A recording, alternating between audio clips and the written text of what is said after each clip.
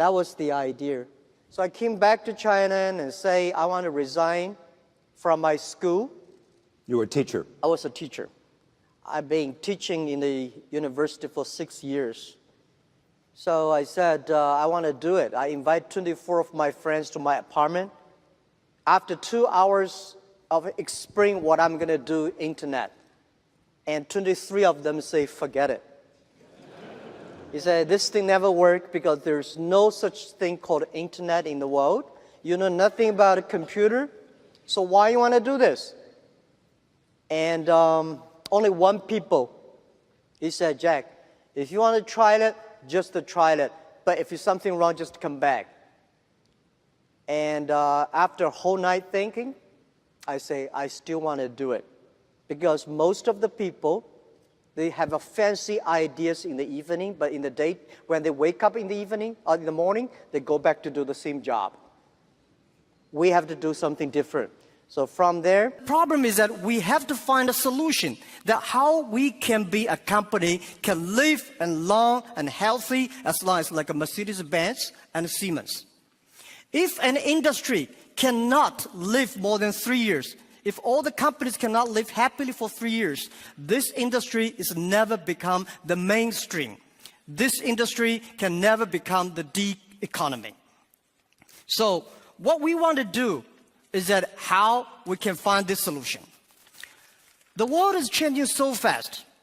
Most people don't realize what is IT, what is internet. We are moving very, very fast to data technology. IT technology and data technology, it's not the technology difference. It's the difference of people, the way people think, the way people deal with the world. We don't know what the world will look like in 30 years.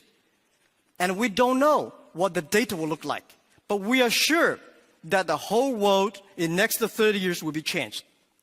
If the first and the second innovation and technology revolution relieve or liberate the human strength, the physical strength, this revolution release and liberate the strength of a human brain, the innovation. The future world, we believe, will be connected, not by oil, not by other things, but by data. The future world, the business is C2B, not B2C. C2B is consumer to business, not business to consumer. Because you have a lot of data, because of the data, the manufacturer must do customized things. Otherwise, manufacture will be very difficult.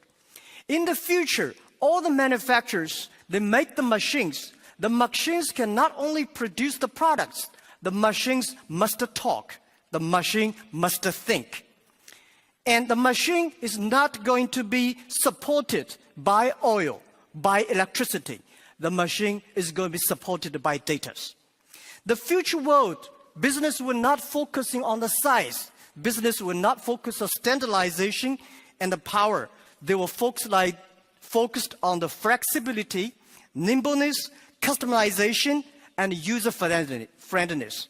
And also, I strongly believe the future world, we are going to have a lot of women leaders, because in the future, people not only focus on the muscles, powers, they focus on wisdom, they focus on careness and responsibility.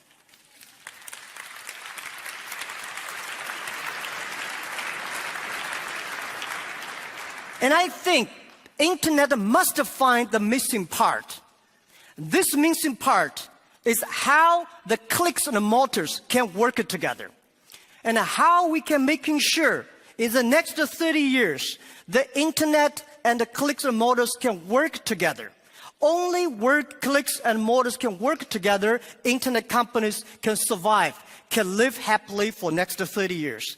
And if that day comes, that day we call the economy.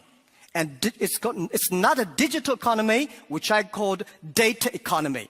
Everything is going to be changed. And I also believe the world is going to be beautiful, but the world is very challenging. Apple may not be the future, but Apple tells us what the future will look like.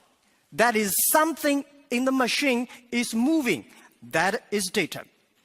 We are at a great time of innovation, inspiration, invention, and creativity.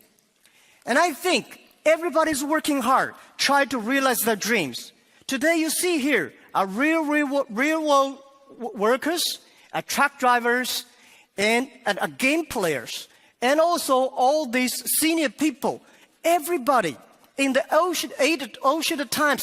ancient times, nobody can leverage the technology to realize their dreams. Today, because of the data, everything becomes the truth. And I strongly believe it's not the technology that changed the world. It's the dreams behind the technology that changed the world. If the technology changed the world, I will never be here. I'm not trained to be a technology. I know nothing about a computer, and I know very little about the internet. I have a strong dream that we want to help small business. So 14 years ago, we come here to sell Chinese products to Europe. That won't work. 14 years later, we try to help the European small business to China, to the world, by using the internet. It's the dreams that drive the world. It's not only the technology. So ladies and gentlemen, let's work hard. It's a fantastic world. It's a world belongs to young people. It's a world belongs to the future. And thank you very, very much for listening.